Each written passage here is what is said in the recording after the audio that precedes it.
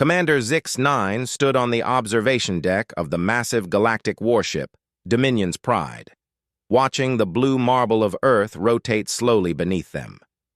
His four arms crossed in what humans might recognize as contempt, though the gesture meant something entirely different to his species, the Cathari.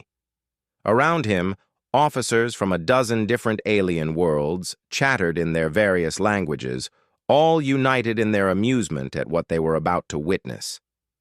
"So this is the famous Earth," said Captain Thorne, a tall, crystalline being whose voice sounded like wind chimes in a storm. "The planet that thinks it can join our galactic defense coalition with their primitive warriors." Zix-9's mandibles clicked in what passed for laughter among his kind. "I've reviewed their military files. They call their elite fighters Special Forces. The names are amusing. Navy SEALs, Green Berets, Delta Force. They sound more like entertainment groups than actual soldiers." The observation deck erupted in various alien sounds of amusement. Lieutenant Vask, whose species resembled a cross between a lizard and a bear, pulled up holographic displays showing Earth's military statistics. "Look at this data. Their strongest soldiers can lift maybe 3 times their body weight. Our basic infantry can manage 15 times. Their fastest runners move at perhaps 30 kilometers per hour for short distances. Our scouts maintain 60 for hours. Don't forget their weapons," added Major Quiln, her tentacles writhing with mirth. "Chemical propellants firing metal projectiles. No energy shields, no plasma cannons, no molecular disruptors. They're still using gunpowder-based technology." Commander Zix-9 had been leading galactic special operations for over 200 Earth years. He'd seen civilizations rise and fall, witnessed the birth of new technologies that could reshape reality itself. In all that time, he'd never encountered a species so laughably unprepared for galactic warfare as these humans.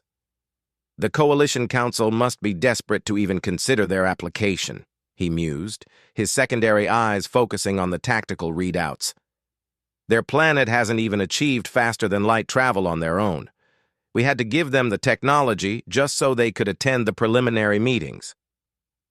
The truth was, Earth had something the Coalition needed desperately: rare Earth elements that were essential for their most advanced technologies. The planet was rich in materials that had become scarce throughout the galaxy after millennia of mining and warfare. But accepting Earth into the Coalition meant accepting their military as equals, something that struck every alien officer present as absurd.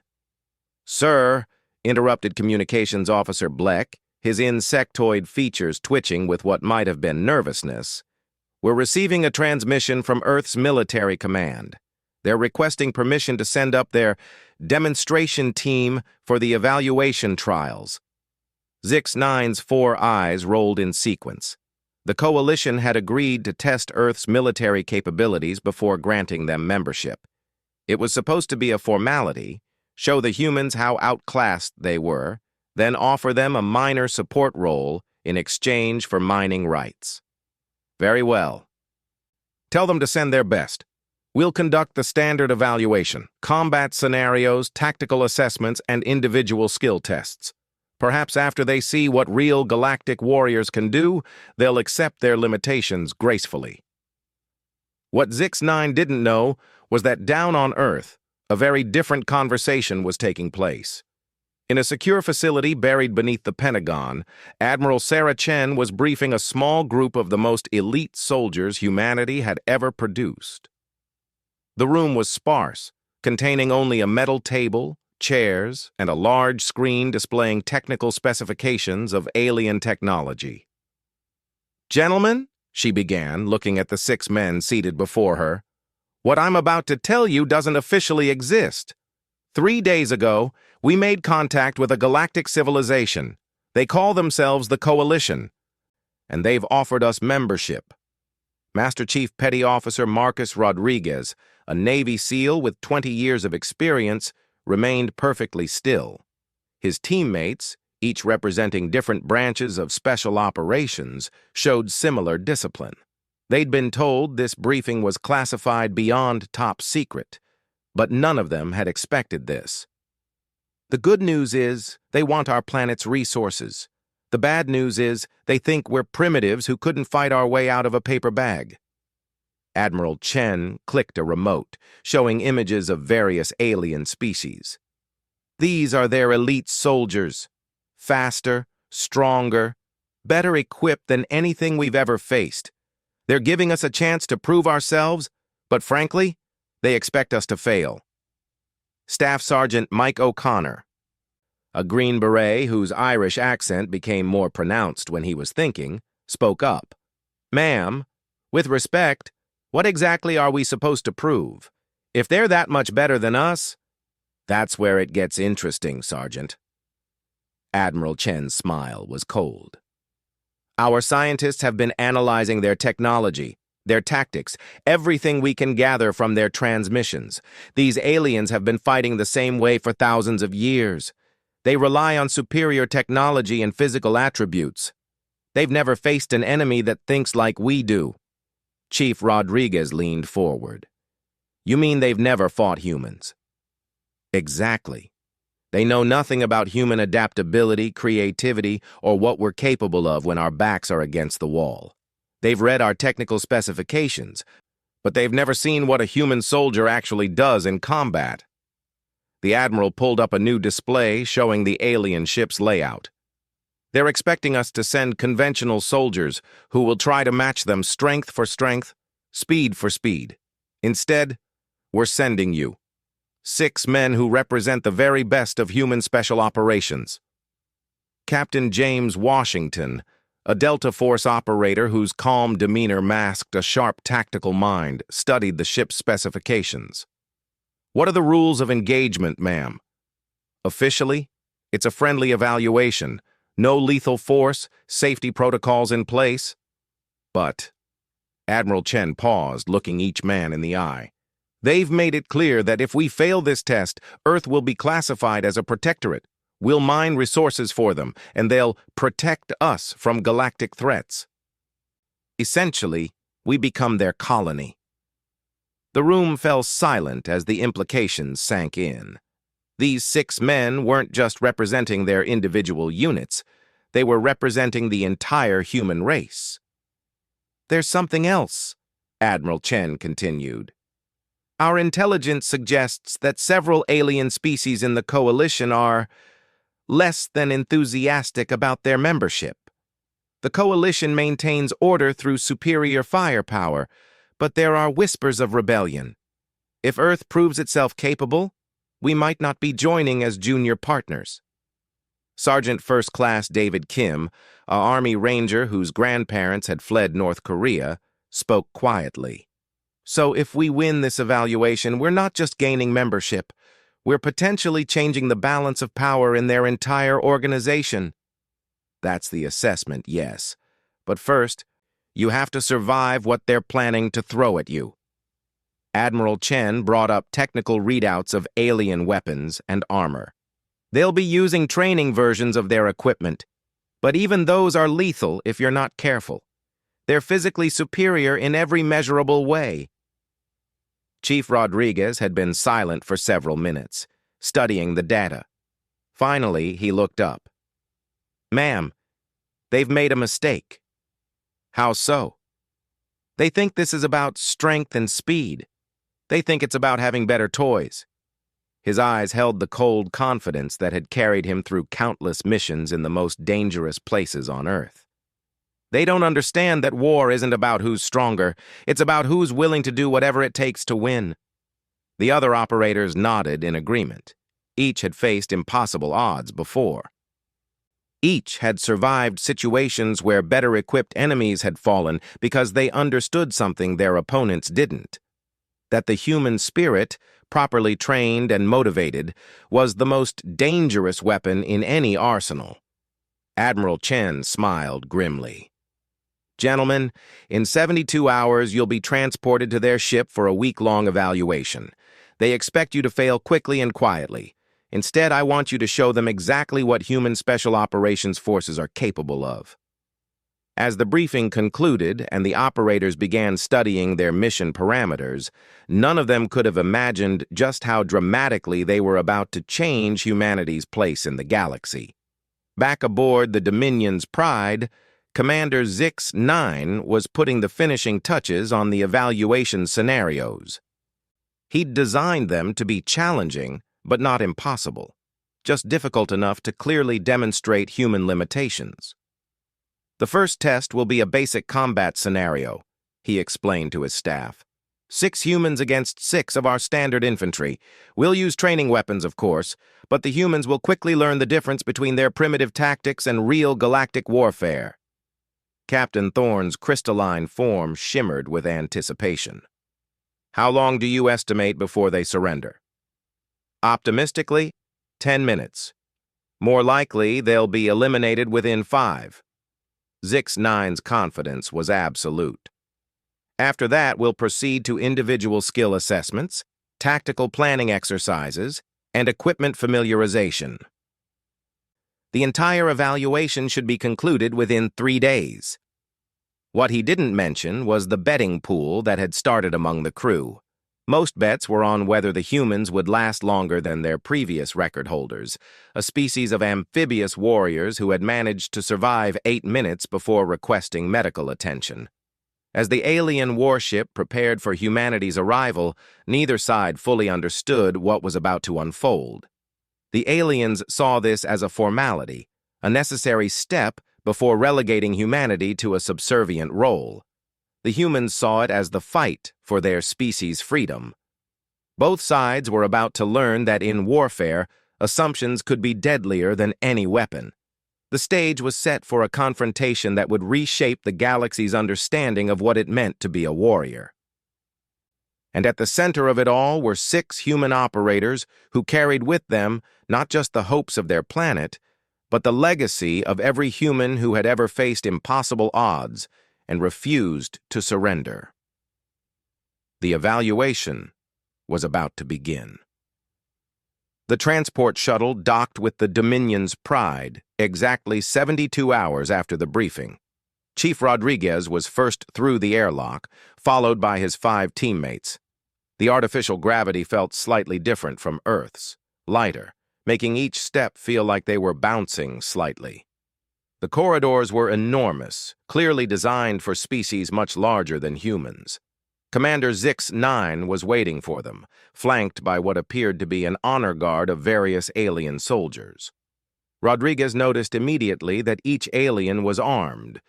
Despite this supposedly being a friendly evaluation, his teammates spread out naturally, a movement so subtle that the aliens didn't recognize it as a tactical formation.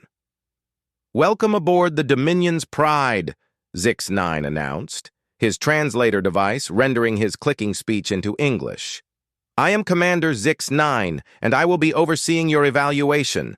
I trust your journey was comfortable?" "Appreciated the ride," Rodriguez replied simply. He was studying everything: the layout, the positions of the guards, the locations of what looked like security cameras. His team was doing the same, each man cataloging details that might prove useful later. Zix-9's mandibles clicked in what the translator identified as amusement. "Your directness is refreshing.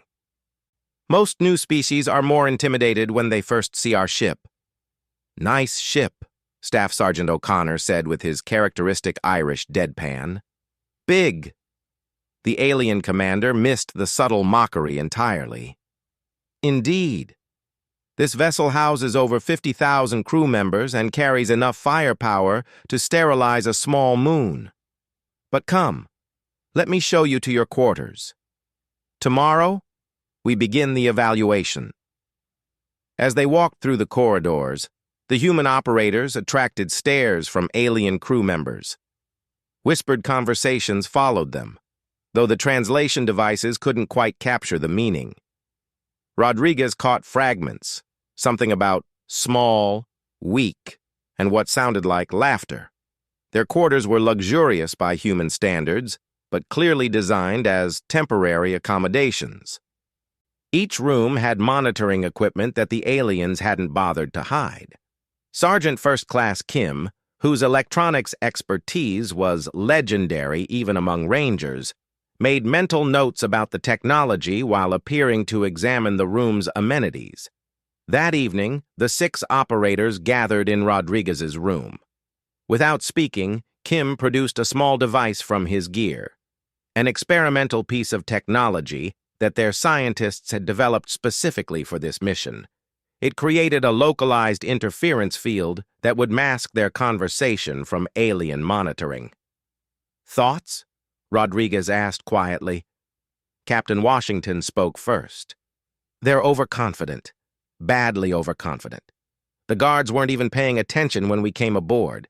They see us as a curiosity, not a threat." "The ship's layout is interesting," added Lieutenant Colonel Sarah Martinez, the Air Force Special Operations Officer who had joined the team at the last minute. "Lots of redundant systems, but they're all automated. They rely heavily on technology instead of human, sentient oversight." Sergeant Kim looked up from a tablet he'd been examining. "Their electronics are impressive but predictable. Everything's networked, everything's connected. If someone knew what they were doing, they could probably access any system from any terminal." O'Connor grinned. "And their attitude tells me they've never faced an opponent who didn't fight fair." "Define fair," said Master Sergeant Carlos Vega, the Marine Force recon operator whose quiet intensity had made him legendary among special operations communities. "They think warfare is about standing in lines and shooting at each other with bigger guns," O'Connor explained. "They've never dealt with an enemy who might, say, turn their own systems against them, or use their overconfidence to create tactical advantages." Rodriguez nodded slowly. "Tomorrow's test is supposed to be 6 of us against 6 of their infantry. Standard combat scenario in a controlled environment. They expect us to lose quickly." "What if we don't lose at all?" Martinez asked. "Then we find out how committed they are to this being a friendly evaluation," Washington replied grimly. The next morning, Commander Zix-9 personally escorted them to the combat arena, a massive chamber that could simulate various battlefield environments. The walls were lined with observation windows where alien officers had gathered to watch the spectacle.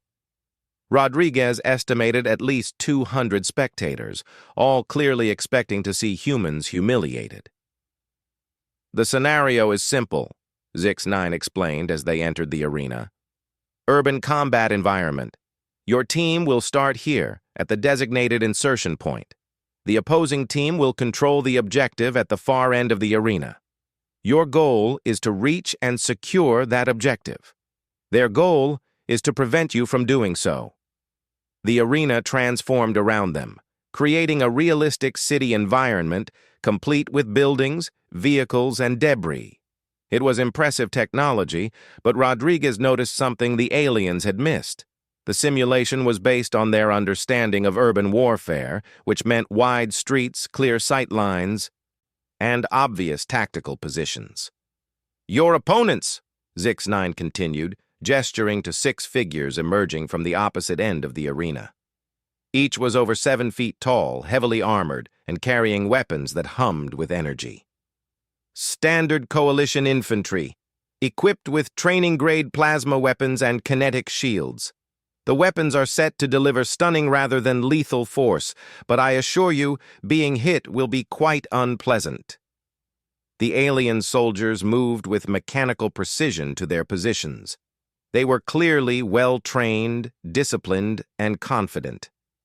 They also moved exactly as the human operators had expected after studying coalition military doctrine, by the book, predictable, relying on superior firepower and defensive positions. "Humans," Zix-9 announced over the arena's communication system. "You have standard kinetic weapons with training ammunition. Begin when ready." What happened next would be discussed in coalition military academies for decades to come. Instead of advancing toward the objective as expected, the human team immediately split up and disappeared. Not retreated, disappeared. The alien soldiers found themselves facing an empty street with no targets in sight. In the observation deck, the spectators murmured in confusion. This wasn't how the simulation was supposed to work. Species either advanced bravely and were cut down by superior firepower, or they retreated and were pursued and eliminated. They didn't simply vanish. "Where did they go?"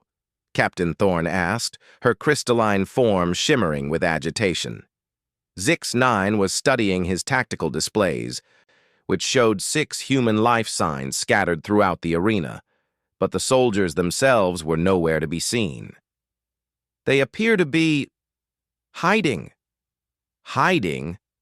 Lieutenant Vask's reptilian features showed confusion. "That's not combat. That's cowardice." Down in the arena, the alien soldiers were experiencing their first taste of human tactical doctrine. Sergeant Kim had found a position in what appeared to be a maintenance area and was working on something the aliens couldn't see. O'Connor had somehow gotten onto a rooftop and was moving from building to building without exposing himself to ground-level observation. The others had similarly vanished into the urban environment. The alien team leader, a Cathari warrior named Dex-4, grew impatient. His species valued direct confrontation and personal courage. This hiding behavior struck him as dishonorable. "Humans," he called out, "show yourselves. Fight with honor." The response came not from where he expected, but from directly behind his team's position. Somehow, Chief Rodriguez had gotten behind their lines without triggering any alarms or sensors. "Honor's got nothing to do with it," Rodriguez said calmly, his weapon aimed at the alien team leader. "But if you want to fight, you've got one." The aliens spun to face this new threat, but as they did, the rest of the human team struck simultaneously. O'Connor appeared on a rooftop with clear shots at 3 of the alien soldiers. Martinez emerged from a position that should have been impossible to reach without being detected. Vega materialized from what looked like solid wall. Apparently, he'd found a maintenance tunnel that wasn't on the arena's official layout. But the most shocking development came from Sergeant Kim's position. Suddenly, the arena's lighting failed, plunging the combat zone into near darkness. Emergency lighting kicked in a moment later, but it was too late. In those few seconds of confusion, the human team had repositioned again. In the observation deck, chaos erupted. "How did they access the arena's systems?" Zix-9 demanded. His technical staff was frantically checking their equipment. "Sir, someone accessed the lighting controls from a maintenance terminal. We didn't think it was possible without proper authorization codes." "Then how—" His question was answered when Kim's voice came over the communication system, somehow patched into the ship's internal network. "Sorry about the lights, Commander. Thought we could use a little mood lighting for this dance." What followed was unlike anything in Coalition military history. The human team didn't fight the alien soldiers. They hunted them. Using terrain, technology, and tactics that the aliens couldn't predict or counter, the operators systematically eliminated their opponents one by one. The aliens were stronger and faster, but they couldn't fight what they couldn't see. Their weapons were more powerful, but useless against enemies who refused to present targets. Their armor was impressive, but it couldn't protect against opponents who attacked from impossible angles and vanished before retaliation was possible. Washington appeared behind one alien soldier, delivered a perfectly placed strike that bypassed the alien's shield technology, and was gone before his target hit the ground. Martinez used the arena's own defensive systems against another opponent, somehow convincing the safety protocols to classify the alien as a threat and stunning him with his own equipment. In 12 minutes, it was over. 6 alien soldiers lay stunned or unconscious in the arena while 6 human operators stood calmly at the objective they'd been told to secure. The observation deck was silent except for the hum of life support systems. 200 of the galaxy's most experienced military officers had just watched 6 primitive humans completely dismantle what should have been a superior force. Commander Zix-9 stared at the arena in disbelief. "How?" he whispered. Down in the combat zone, Chief Rodriguez looked up at the observation windows. Even through the glare, his eyes seemed to find the alien commander directly. "Sir, you asked us to show ourselves and fight with honor," Rodriguez said, his voice carrying clearly through the arena's audio system. "But here's the thing about humans. We don't fight with honor. We fight to win." The implications of that statement would ripple through the Coalition's command structure for years to come. But at that moment, in the stunned silence of the observation deck, it simply marked the end of the galaxy's certainty about human limitations. The evaluation was far from over, but already everything had changed. The silence in the observation deck stretched for nearly a full minute before Commander Zix-9 found his voice. "Medical teams to the arena. Check on our soldiers." As alien medics rushed to attend to their stunned comrades, the human operators simply stood at their objective, weapons lowered but ready. They showed no signs of exhaustion, no indication that they had just accomplished something impossible. To them, it had been Tuesday. Captain Thorne's crystalline form was pulsing with agitation. "Commander, I protest. These humans clearly cheated. They accessed systems they shouldn't have been able to reach, used tactics that are effective," Lieutenant Vask finished grimly. His reptilian features showed something that might have been respect or possibly fear. Unconventional, but effective. Zix-9 was reviewing the combat recordings, trying to understand what had gone wrong. His tactical analysis kept reaching the same impossible conclusion. The humans hadn't broken any rules. They had simply fought in ways that Coalition doctrine didn't account for. "Sir," one of his technical officers reported, "Sergeant Kim accessed the lighting systems through a maintenance terminal, but he used legitimate override procedures. Apparently, their military trained him in electronics warfare. We never considered that a ground soldier might also be a systems specialist." "And the others?" "Chief Rodriguez used urban terrain exactly as it exists in real combat zones. Maintenance tunnels, service corridors, and structural blind spots that our arena designers included for realism, but never expected anyone to actually use. Sergeant O'Connor demonstrated climbing and movement skills that exceed our projections for human physical capability." The more Zix-9 heard, the more disturbed he became. It wasn't that the humans had cheated, it was that they had fought a completely different kind of war than anything the Coalition understood. Down in the arena, the human team was helping to tend the wounded alien soldiers. Rodriguez knelt beside the alien team leader, whose name was apparently Dex-4, and was checking his vital signs with professional competence. "Your soldier will be fine," Rodriguez reported through his communicator. "Mild concussion, but no permanent damage. He's tougher than he looks." Dex-4's eyes fluttered open, focusing with difficulty on the human face above him. How did you get behind us? Our sensors showed you in the forward position." "Decoy," Rodriguez explained simply. "Basic misdirection. Your sensors were tracking my equipment, not me." The alien warrior struggled to sit up. "That's impossible. No one can separate from their equipment signature without breaking Coalition regulations about mandatory tracking devices," Rodriguez finished. "Good thing we're not Coalition soldiers yet." The implication hit Dex-4 like a physical blow. These humans had not just outfought his team, they had outthought the entire Coalition military system.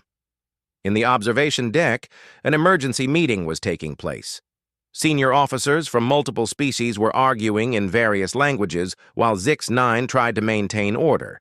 The consensus was clear. This evaluation had gone completely off the rails. "We need to escalate this to Fleet Command," Major Quillen was insisting, her tentacles writhing with agitation. "These humans represent a potential security threat. They've demonstrated capabilities that could destabilize our entire military structure." "They won one training exercise," Captain Thorne pointed out. "Perhaps it was a fluke." A fluke? Lieutenant Vask's laugh was harsh. They didn't just win. They redefined what winning means. Look at the tactical analysis. They turned every advantage we gave their opponents into a disadvantage. They used our own arena systems against us. They fought a war we didn't even know was being declared. Commander Zix-9 had been thinking about the same thing.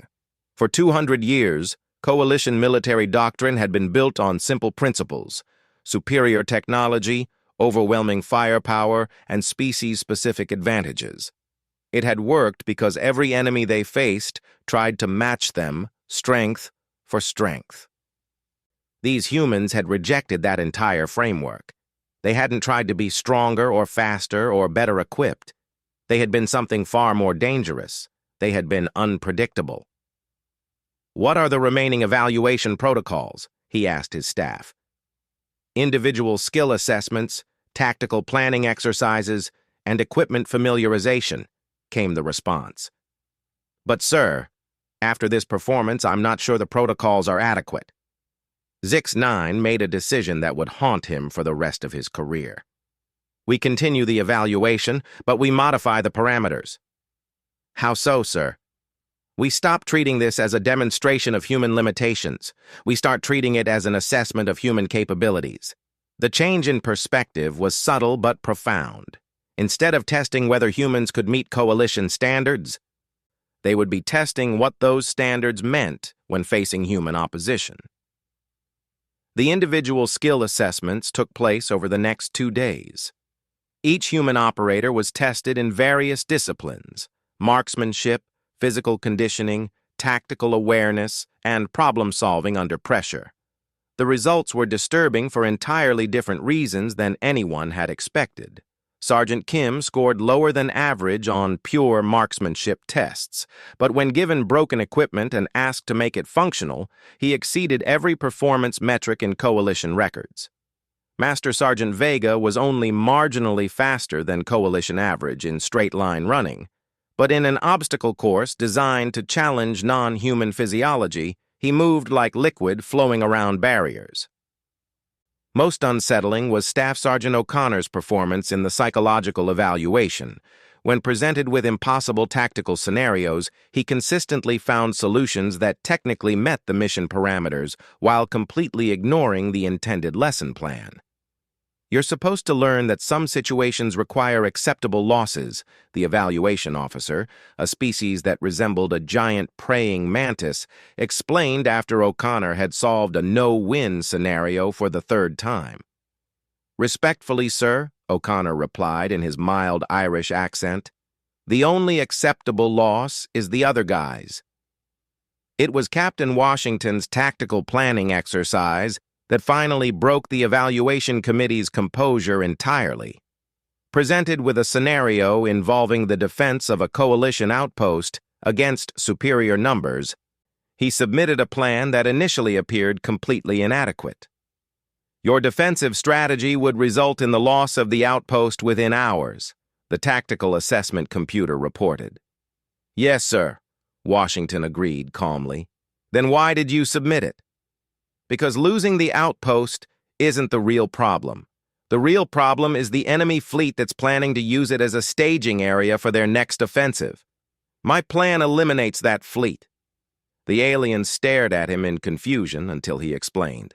His defensive plan was actually an elaborate trap that would lure the enemy into committing their entire force to taking a position that had been rigged to explode, taking the fleet with it.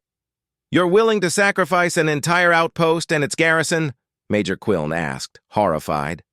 "Ma'am, in this scenario, the outpost is already lost. The choice is whether we lose just the outpost or whether we lose the outpost and then lose the war." The aliens struggled to understand this type of thinking. Coalition doctrine emphasized preserving coalition assets above all else. The idea of deliberately sacrificing friendly forces to achieve strategic objectives was almost incomprehensible, but it was the equipment familiarization exercise that finally convinced Commander Zix-9 that Earth's evaluation needed to be terminated immediately. The exercise was simple: give the humans coalition standard equipment and see how quickly they could learn to use it effectively. It was supposed to demonstrate the superiority of alien technology, while showing that humans could eventually be trained to operate it under supervision. Sergeant Kim was given a standard Coalition plasma rifle and asked to demonstrate basic proficiency. Within an hour, he had not only mastered its operation, but had identified 3 ways to modify it for improved performance. When asked about his modifications, he explained that Coalition weapons were optimized for multiple species use, which made them less efficient for any specific user. "Could you implement these modifications?" the equipment instructor asked. "Already have," Kim replied, demonstrating a plasma rifle that now fired faster, hit harder, and used less energy than Coalition standard. Lieutenant Colonel Martinez was even more problematic. Given a Coalition communications system, she not only mastered its operation but managed to intercept and decode transmission protocols that were supposed to be impossible to access without proper authorization. "How did you break our encryption?" the communications instructor demanded. "I didn't break it," Martinez explained patiently. "I just found the maintenance backdoors your technicians use for system updates. You might want to change those access codes occasionally." But it was Chief Rodriguez who finally convinced Zix-9 that the evaluation needed to end immediately.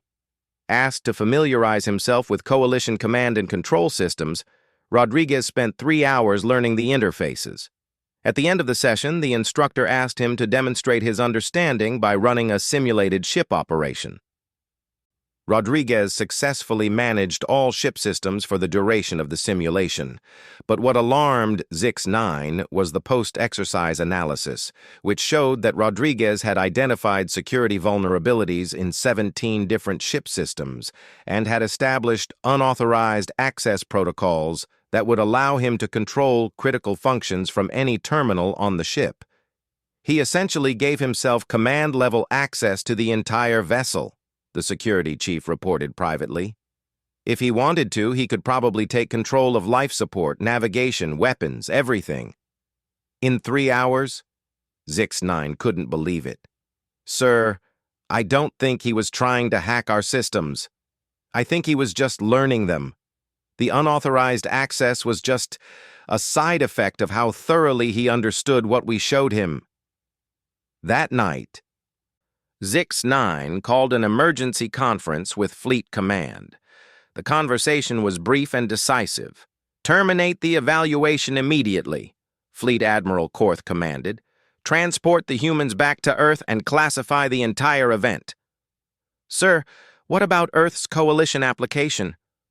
There was a long pause before the Admiral responded. "Approved. Full membership. Immediately."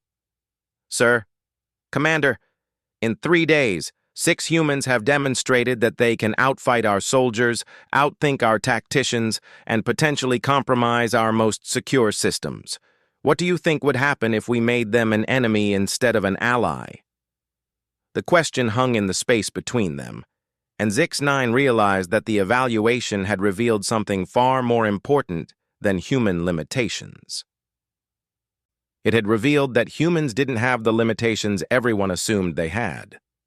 The next morning, the human operators were informed that their evaluation was complete and that Earth had been granted full Coalition membership.